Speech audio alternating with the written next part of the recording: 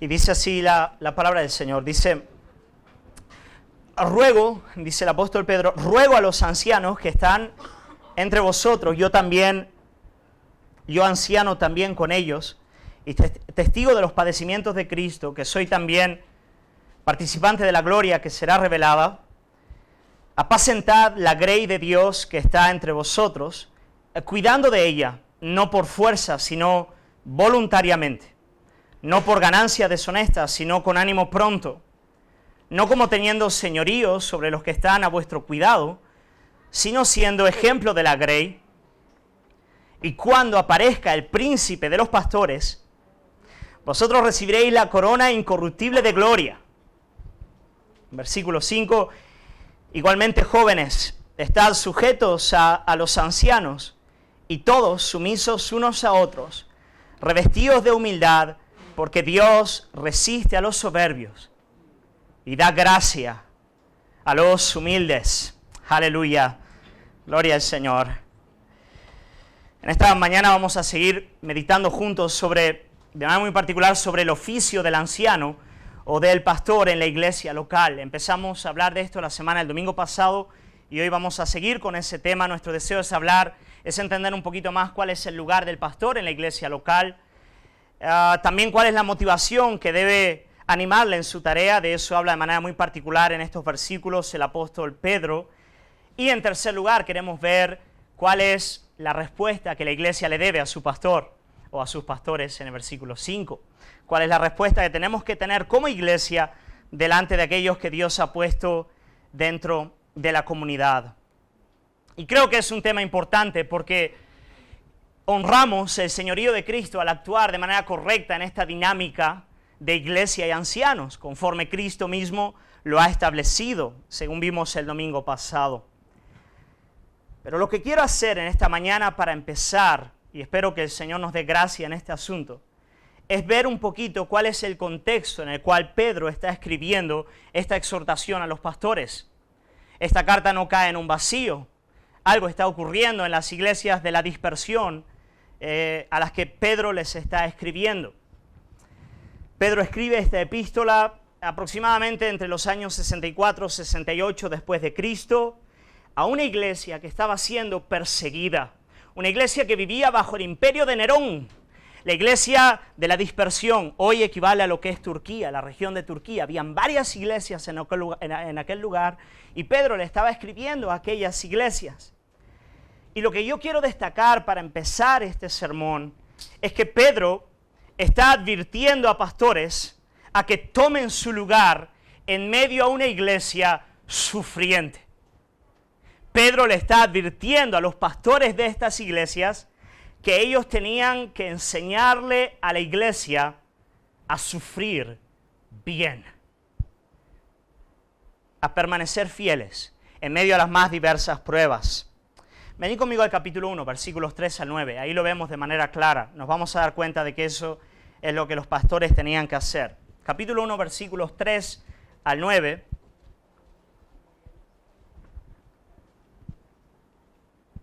De esta epístola dice el apóstol Pedro: bendito sea el Dios y Padre de nuestro Señor Jesucristo, quien según su gran misericordia nos ha hecho nacer de nuevo a una esperanza viva mediante la resurrección de Jesucristo de entre los muertos, para obtener una herencia incorruptible, inmaculada y que no se marchitará, reservada en los cielos para vosotros, que sois protegidos por el poder de Dios mediante la fe, para la salvación que está preparada para ser reservada en el último tiempo.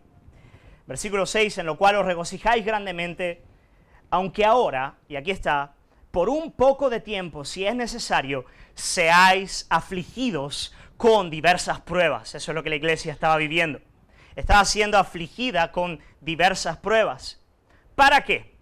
Para que la prueba de vuestra fe, más preciosa que el oro que perece, aunque probado por fuego, sea hallada en alabanza, gloria y honor en la revelación de Jesucristo, a quien sin haberle visto le amáis, y a quien ahora no veis, pero creéis en él, y os regocijáis grandemente con gozo inefable y glorioso, y lleno de gloria, obteniendo como resultado de vuestra fe la salvación de vuestras almas. Así que los pastores en la época del apóstol Pedro, cuando él escribe, tenían que enseñar a la iglesia a sufrir bien. Los pastores, en todas las épocas y en todo lugar, la gran tarea del pastor es enseñar a la iglesia a sufrir bien, a sufrir para la gloria de Dios y para que abunden frutos en medio de la congregación. Hermano, esa es la tarea del pastor. El pastor se encuentra en medio de un mundo roto, en medio de una iglesia que está en proceso de santificación, y su desafío es que aquel que pierde a un hijo en temprana edad pueda glorificar a Dios y sacar mucho fruto de ello. Que aquel a quien le nace un cáncer, un tumor, pueda vivir el cáncer para la gloria del Señor. Que aquel que pierde el trabajo y no tiene dinero pueda glorificar a Cristo en su vida y en su familia. La gran tarea del pastor es enseñar a la iglesia a sufrir para la gloria de Dios y para su máximo bien. Esa es mi tarea. Eso es lo que el Señor me llama a hacer. Ahora, para hacerlo como debo de hacerlo aquí en Occidente, yo tengo que batallar como un león contra dos realidades terribles en medio a la iglesia de Cristo. La primera de ellas, tengo que luchar con todas mis fuerzas en contra de la teología de la prosperidad. Vivimos en un mundo en el cual el Dios es el dinero, el Dios es el placer y la comodidad, y es muy difícil no ser tentados delante de este cáncer que se llama la teología de la prosperidad. Según esta enseñanza, Dios quiere que tu vida presente sea próspera en todo sentido. Y el propósito último de Dios es que aquí y ahora tú tengas salud, dinero y felicidad. Y como tú eres un hijo del rey, eso mismo es lo que debes orar y esperar de parte de Dios todos los días. Y ojo, si no estás viviendo de esta manera, algo está mal en tu relación con Dios. Tienes que arrepentirte, porque Dios quiere el aquí y ahora, lleno de felicidad y prosperidad. Pero yo quiero decirte que este es un gran engaño y que muchos creyentes han sido llevados a la frustración y a la miseria y a no entender la vida cristiana a causa de este cáncer que se llama la teología de la prosperidad. Ahora, ¿de qué manera podemos contrarrestar este engaño? Tenemos por lo menos dos herramientas o dos píldoras que pueden ayudarnos. La primera de ellas, y venid conmigo. En primer lugar, tú tienes que saber en tu corazón y en tu mente, y escúchame bien, que el máximo bien que Dios quiere para ti, solo lo tendrás cuando Jesucristo se haga presente. El apóstol Pablo nos enseña que nosotros fuimos salvos en esperanza. Y en Romanos capítulo 8, él nos enseña que la vida cristiana es un constante gemir, esperando el día en el que la plenitud de la promesa se haga nuestra. Así que nosotros oramos y le pedimos al Señor, llénanos de gozo, santifícanos, llénanos de tu paz. Pero tenemos que saber que la plenitud de toda esa realidad todavía va a venir en el día en el que Cristo se haga presente. Y en segundo lugar, segunda píldora, bien importante, que mientras tanto es necesario que a través de muchas tribulaciones entremos en el reino de Dios, puesto que es a través de ellas que el Padre está formando en nosotros el carácter de Cristo. Y en eso consiste nuestra mayor bienaventuranza. La verdadera felicidad del creyente es ser como Cristo. Y Dios está operando a través de todo sufrimiento y dolor para llevarnos a nuestro máximo bien. De manera que para formar a Cristo en nosotros, puede ser que el Padre nos regale algún día un cáncer, o nos regale una pérdida de trabajo, o nos regale un dolor agudo, o una lucha constante en contra del pecado. No para hacer nuestra vida miserable, sino para llevarnos a tener un gran peso de gloria, a ser como el Cordero Jesús. Y cuando tú entiendes eso, la carga más terrible en esta tierra pasa a ser ligera, leve. Hoy tú puedes llevar con gozo aún la circunstancia más adversa cuando entiendes esta realidad. Jesús dijo, aprended de mí que soy manso y humilde. Llevad sobre vosotros mi yugo y aprended de mí que soy manso y humilde. Y más adelante dice, mi yugo es ligero es fácil de llevar. Cuando tú entiendes lo que Él está haciendo, el peso se aligera. Así que en primer lugar, para entender y para poder el pastor enseñar a la iglesia a sufrir, tiene que luchar contra la teología de la prosperidad. Y en segundo lugar, tiene que luchar contra la teología del espectáculo o el entretenimiento. Y esa es una muy fuerte también en nuestro medio, la teología del espectáculo o el entretenimiento. Los oídos de nuestra generación se hacen cada vez más densos y pesados ante las poderosas doctrinas del Evangelio. Hoy en día, realidades como la soberanía de Dios, la realidad del pecado, la necesidad de la gracia, la sangre derramada, son cada vez más difíciles de aceptar. La gente no las quiere escuchar. Tú empiezas a hablar de las teologías de peso, de las verdades de peso de la Biblia, y aún en nuestro medio, la mitad de la iglesia se te escapa, se va, los oídos se cierran. De manera que cada vez más hay muchos que optan por trabajar una estética ministerial que cautive al feligrés, al que viene a la iglesia, y a un acercamiento superficial a las verdades de la palabra de Dios. Y hay un montón de iglesias que viven a partir de la teología del espectáculo. Pero yo quiero decirte algo. Cuando llegues al lecho de muerte, y va a ser en muy poco tiempo, eso no te va a sostener. Cuando llegues al lecho de muerte, cuando de verdad te depares con el último y gran monstruo, con la ola más grande, lo único que te va a sostener es que hayas oído de pastores fieles la palabra de Dios y aquellas doctrinas poderosas a las que tu oído les costaba escuchar. De nuevo tengo que ir a escuchar a ese pequeño de 1,66 m hablar. Si no tiene gracia, es el tío más soso en la faz de la tierra. Hermano y hermana, escúchame bien. Me lo vas a agradecer cuando llegue ese momento. Lo único que te va a sostener es un pastor que ha estado batallando en contra de tu pecado todos los días, que te ha estado exponiendo una y otra vez a la realidad. La teología del espectáculo y del entretenimiento le da la razón a Karl Marx, cuando decía que la religión es el opio del pueblo. Pero la palabra de Dios es realista. Ella nos enseña a sufrir para la gloria de Dios. Ella no nos enseña a evadir el sufrimiento, pero nos enseña, y escúchame bien, la perla más preciosa que un hombre o una mujer pueden tener en esta tierra, y es aprender a sufrir con gozo y esperanza. Aprender a sufrir para la gloria de Cristo.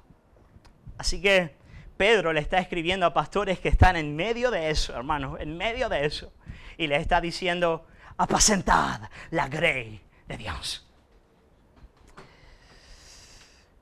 En el capítulo 4, versículo 12, dice el apóstol Pedro: amados, no os sorprendáis del fuego de la prueba que os ha sobrevenido, como si alguna cosa extraña os aconteciese, sino gozaos por cuanto sois participantes de los padecimientos de Cristo, para que también en la revelación de su gloria os gocéis con gran alegría. Si sois vituperados por el nombre de Cristo, sois bienaventurados, porque el glorioso Espíritu de Dios reposa sobre vosotros. Ciertamente para ellos Él es blasfemado, pero para vosotros es glorificado. Ahora yo estaba pensando, ¿cómo tiene que ser un pastor para poder hacer esta tarea? ¿No es cierto? ¿Qué clase de pastor necesitamos para poder enseñarnos a sufrir de esta manera?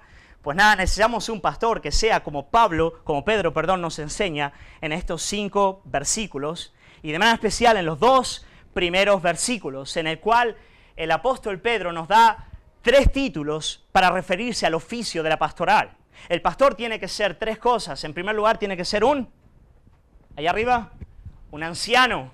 En segundo lugar, tiene que ser un pastor, valga la redundancia. Y en tercer lugar, tiene que ser un obispo. Voy a hablar de esos 3 títulos ahora.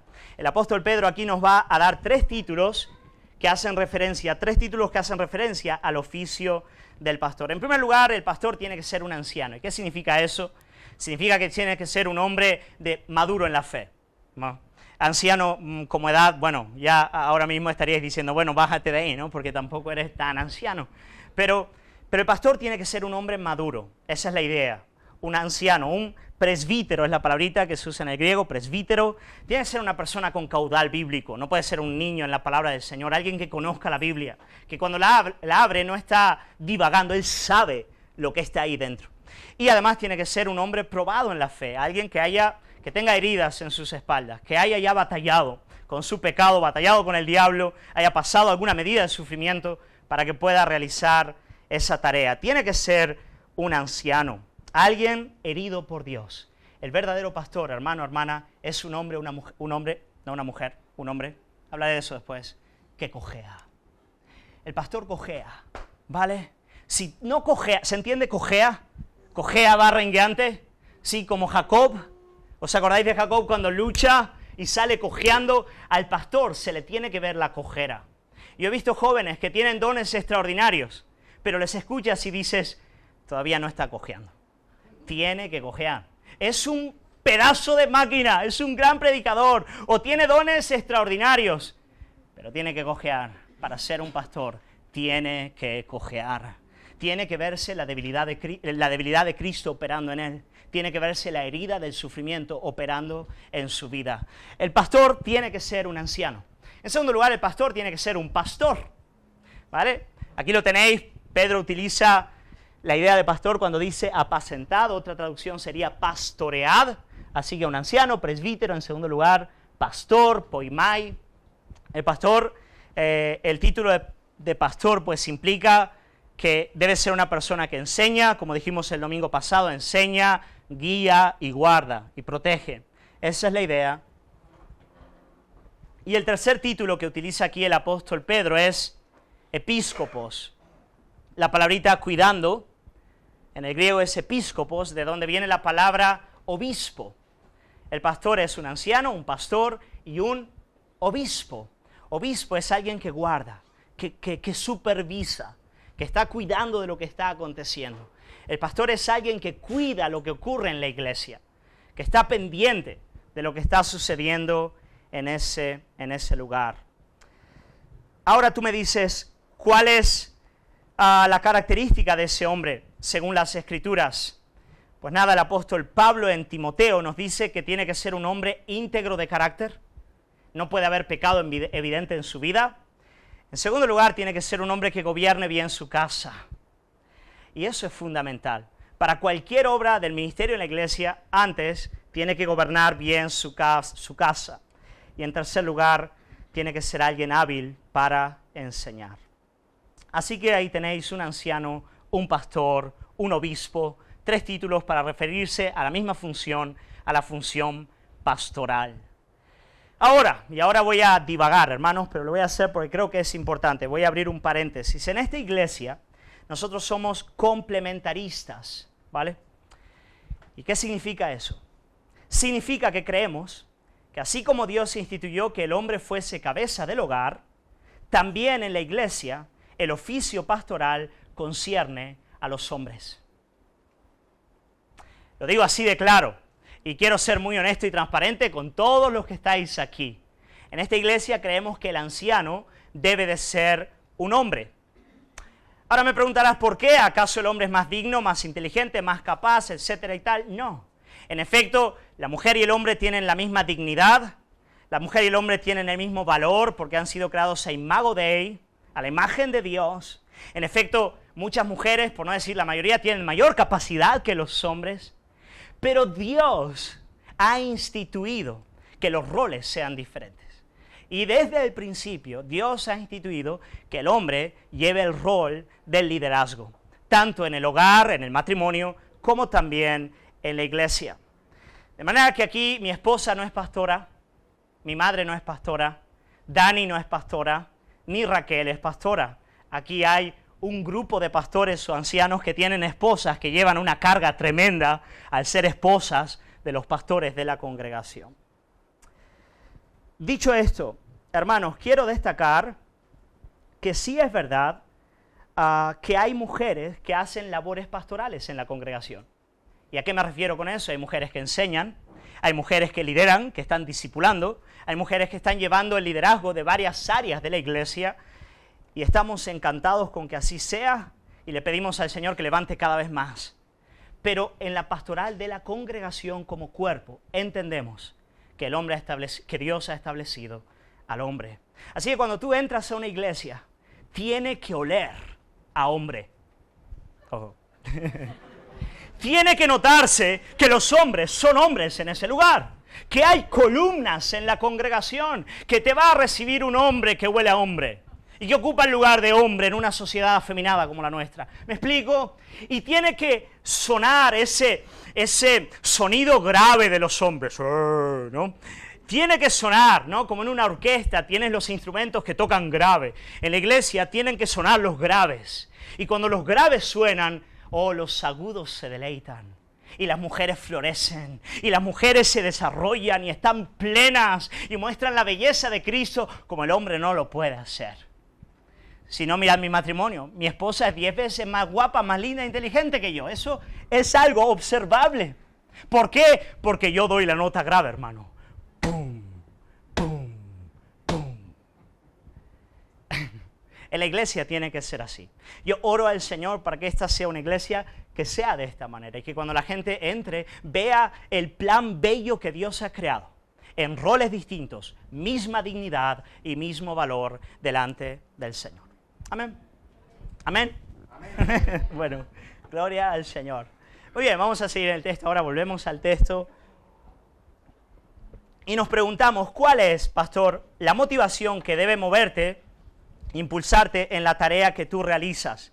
Y en cierto sentido esta es la enseñanza clave de todos estos versículos. La enseñanza clave es cuál es la motivación que debe impulsar a la pastoral en la realización de su tarea, en lo que tienen que hacer.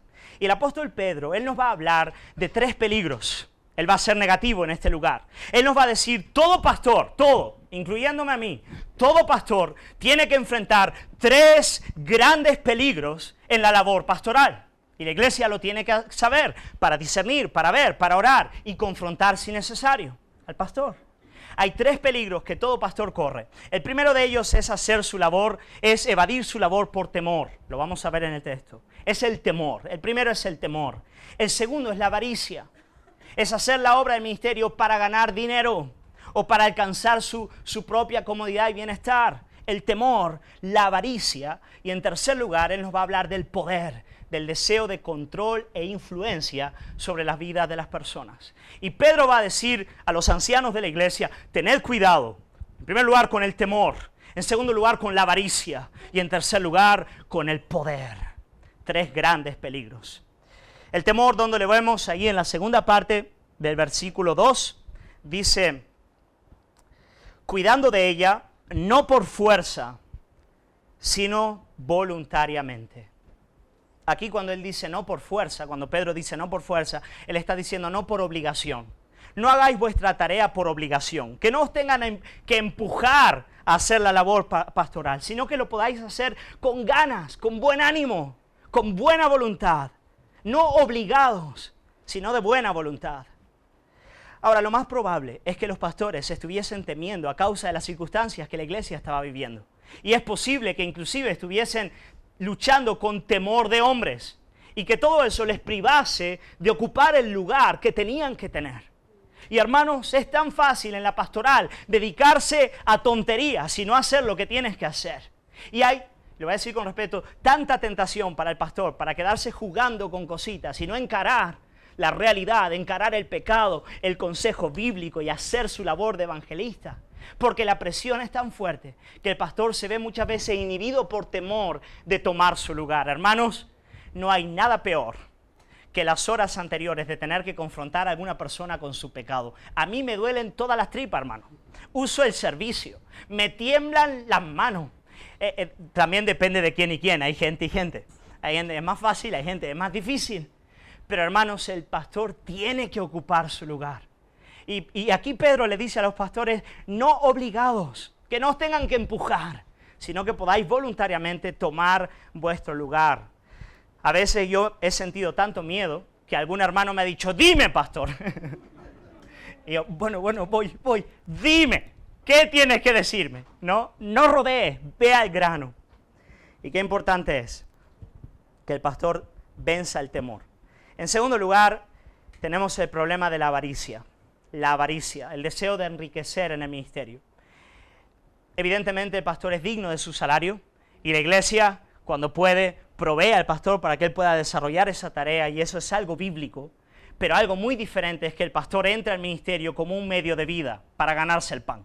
El pastor tiene que tener un llamado, y el pastor tiene que tener la convicción de que aunque no le pagasen, él realizaría su tarea. Porque más allá del dinero, él sigue ¿a quién? A Cristo. Evidentemente, va a hacer la tarea de otra manera, porque tendrá que ganarse el pan con sus propias manos en otras labores y al mismo tiempo hacer la tarea pastoral, que es lo que muchos pastores hacen. Pero es importante que el pastor se cuide y cuide su corazón de no hacer la tarea por ganar dinero. Mirad lo que dice en el versículo 2 todavía, dice: no por ganancias deshonestas, sino con ánimo pronto. No por dinero, sino con un deseo sincero de bendecir a la iglesia. Y el tercero, hermanos, el pastor tiene que luchar contra el deseo de poder. Y tal vez esta sea una de las más difíciles para el pastor.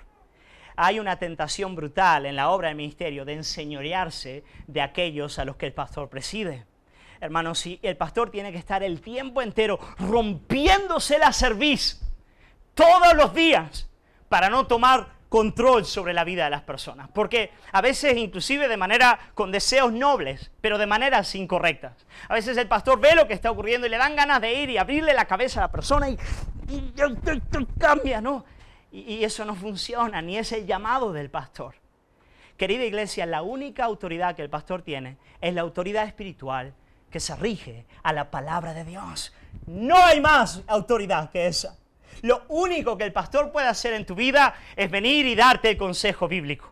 Si tú no obedeces el consejo bíblico, el pastor se tiene que echar atrás, seguir su camino, ser ejemplo y seguir proclamando la palabra de Dios. No hay coacción, no hay poder político, no hay poder de ninguna otra forma. El único poder que el pastor tiene, la autoridad que Dios le ha dado, es predicar este libro, aplicar este libro y punto. Ahora, sería un engaño para la iglesia pensar que esta es una tentación solo para el pastor. Hermanos, muchas veces la gente te pide que tomes ese lugar. Te pide que les arregles la vida. Te hacen preguntas tremendamente comprometidas para que tú les des la respuesta. Y bueno, esta misma semana le tuve que decir a una persona que me hizo una pregunta: ¿y qué hago con esto? Y yo le dije: yo no voy a responderte a eso. No, yo te voy a dar el consejo bíblico y voy a orar por ti. Pero tú tienes que decidir eso y yo no. Por lo tanto, esta es una tentación que tiene ambas partes. Por un lado hay un deseo de poder y por otro hay deseos de héroes, deseos de gente que venga a gobernar nuestras vidas. Así que tenemos que luchar en contra de eso y saber cuál es la autoridad del pastor y punto. Qué es lo que el pastor tiene que hacer y nada más. Así que, hermanos, si algún día me veis con un Ferrari, podéis confrontarme en la fe, ¿no? Eso va a ser muy difícil, pero hacerlo. O si algún día me quiero enseñorear de manera equivocada de tu vida, tú puedes confrontarme en la fe y decir: pastor, muéstremelo en la Biblia, yo no lo veo, ¿vale? Si algún día me ves con temor, me dices: pastor, hable, dígame lo que está pensando, ¿ok? Amén. Gloria al Señor por eso, importante. Y llegamos entonces ya al final del sermón y nos preguntamos cuál debe ser la respuesta de la iglesia ante sus pastores. Y aquí el apóstol Pedro nos la da en el versículo 5. El versículo 5 dice Pedro: igualmente, jóvenes, estad sujetos a los ancianos y todos sumisos unos a otros. Y ahora, aquí está la clave, esta frasecita: revestíos de humildad. Esa es la gran palabra. Revestíos de humildad. ¿Por qué? Porque Dios resiste al soberbio y da gracia a los humildes. Hermanos, ¿por qué Dios ha puesto en todos los ámbitos de nuestra existencia hombres de pies de barro para que tengan autoridad sobre nuestras vidas? Si no es para librarnos de nuestro propio pecado. ¿Por qué Dios te ha dado padres que eran gente pecadora? ¿Por qué Dios te ha dado profesores o policías que muchas veces no hacían lo que debían? ¿Por qué Dios nos ha dado hombres de barro que tengan que ejercer una medida de liderazgo sobre nuestras vidas? Si no es para quebrantar nuestro orgullo y llevarnos a Cristo. ¿Cómo necesitamos eso? Todos nosotros necesitamos que el Señor opere de esa manera en nuestras vidas. Yo quiero hacerte algunas preguntitas, ¿vale? Para que tú veas si tú estás o no revistiéndote de humildad y aceptando el señorío de Cristo sobre ti en ese sentido. En primer lugar, quiero preguntarte, ¿hay pastores en tu vida? Digo de verdad, de verdad. No que vayas a una iglesia o que estés los domingos por la mañana en un lugar. No. Hay gente que vela por ti. ¿Tienes las vías abiertas? ¿Tienes el corazón abierto? Hay gente que tú sabes, este pastor, este hermano, esta hermana, este ministro va a estar confrontándome, va a estar hablándome. O tú eres una cárcel hermético, cerrado. Nadie entra ahí dentro. Pregunta, ¿tú sabes quiénes son? ¿Tú estás abierto a eso? Segunda pregunta, ¿tú pides consejo, hermano? ¿Tú pides consejo y aceptas el consejo cuando viene de la palabra del Señor? ¿Eres vulnerable al trato delante de personas que tienen pies de barro, como dije antes? Todos lo necesitamos. Yo tengo por lo menos 3 pastores sobre mí que hacen eso sobre mi vida y tantas veces tengo que llamar y preguntar. ¿Tú lo haces, hermano? ¿Eres enseñable?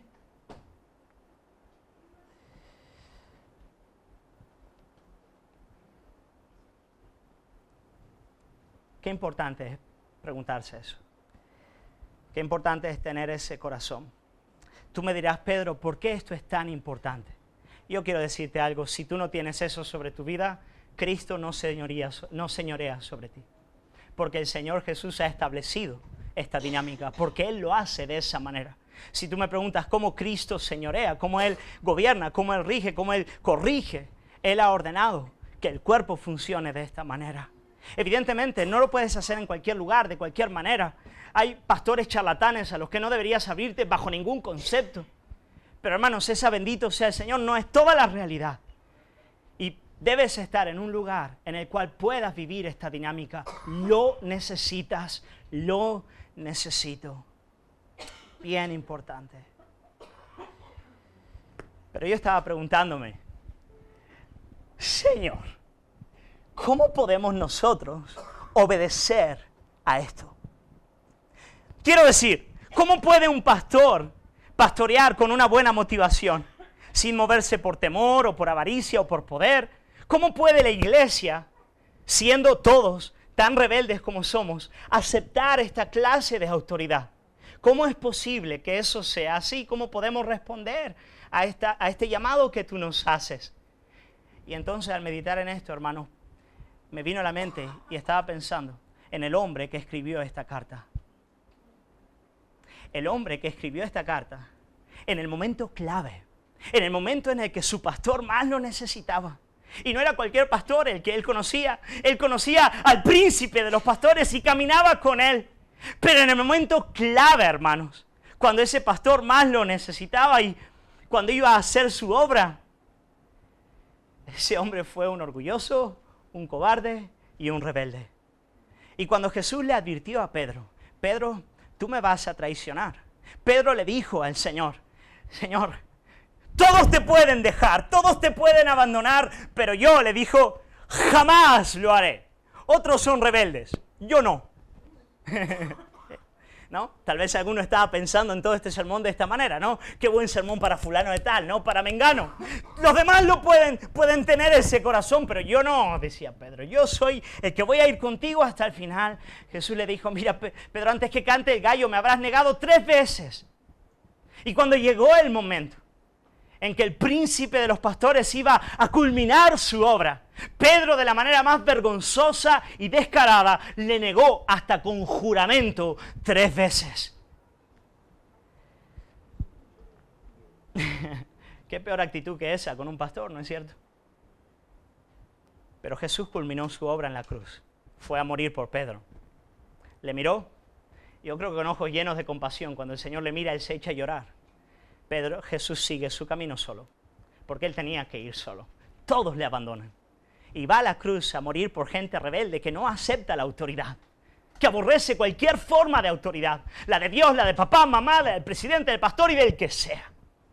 Pero Jesús va solo, la verdadera autoridad con A mayúscula y el Rey de la Gloria y Señor de señores, camina solo para morir en esa cruz por el rebelde, por el que no se somete.